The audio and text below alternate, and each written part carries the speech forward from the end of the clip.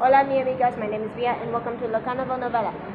Today is gonna be a main focus on the writing, and I got a lot to say.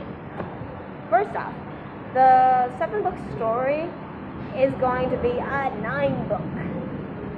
The reason for that is, as you can see, it's raining, and I'm at a cafe.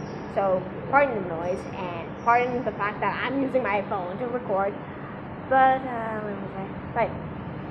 The reasoning behind the sudden added number to the books is due to the sheer fact of necessity.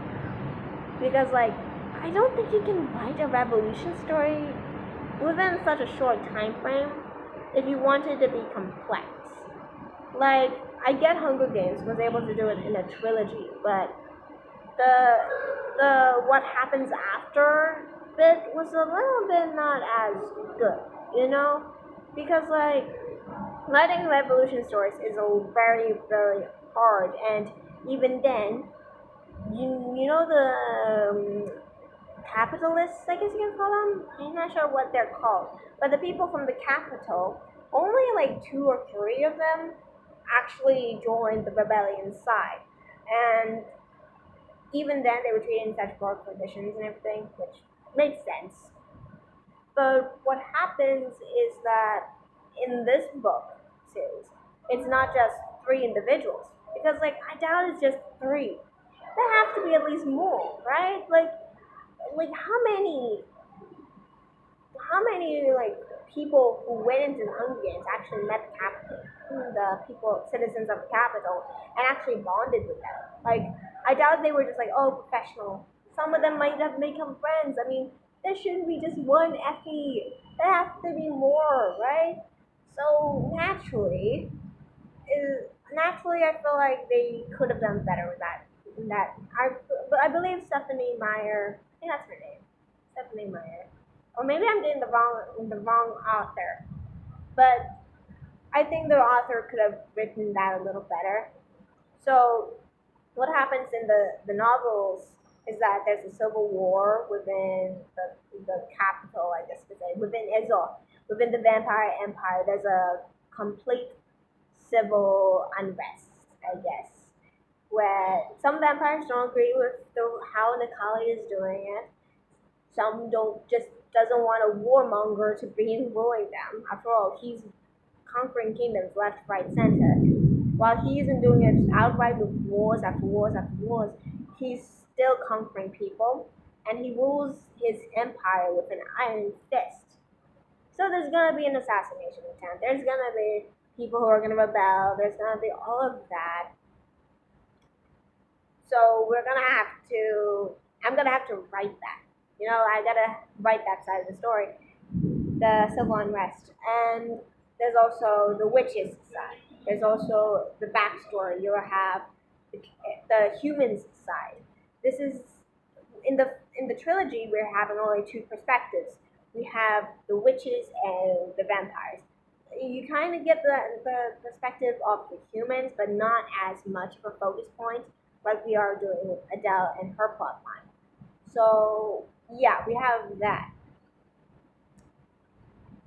Um, and for the trilogy, the reason why I'm adding the another book to the Raffin series is because I don't think you can write how a civilization falls in one book, right? Because this is the rise of a kingdom and the fall of another.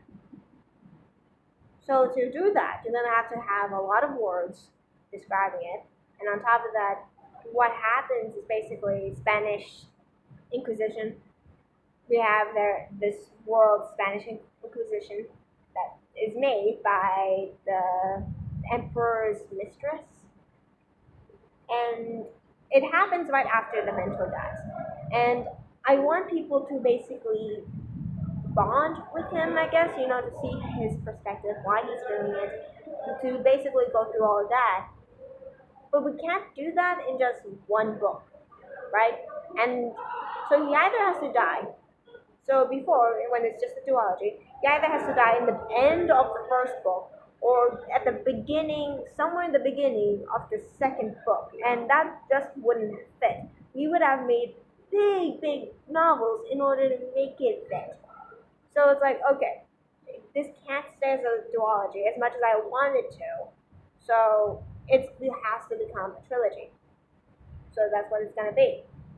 Once that's done, right now I'm actually writing the first chapter of the series, and it's slow going. It's like 500 something words. I think 577, and it's going fine. Like it doesn't have as much character. It's more so getting to the feel of writing. I don't write every day. Like I write notes. This I do. I do this every single day, and it's not really right? It's getting ideas onto the page. Writing means you have to get the voice of the character into the story. You're gonna have to also not use too much filler words.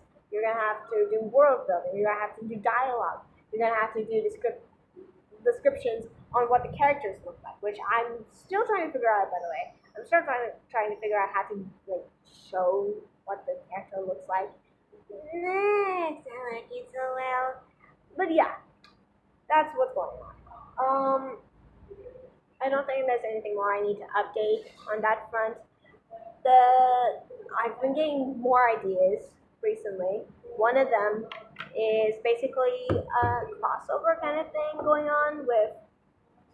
So it's His Dark Materials meets the Shadow Hunters, and I'm figuring that out.